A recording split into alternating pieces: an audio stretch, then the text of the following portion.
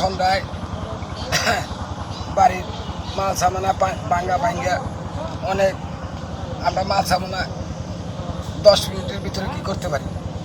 10 মিনিটের মধ্যে কোনো মাছ সামানা করতে পারলাম না। বিশেষবার শুক্রবার, বিশেষবার শনিবার সারাদিন না খাওয়া, কোনো বাইরে কোনো কি করি, গরু বাছুর বিভিন্ন, খালি আমি একা না, সবাই গ্রামের সবাই বুঝলেন না, সবাই আমরা কোনো খানা খাইতে পারলাম না।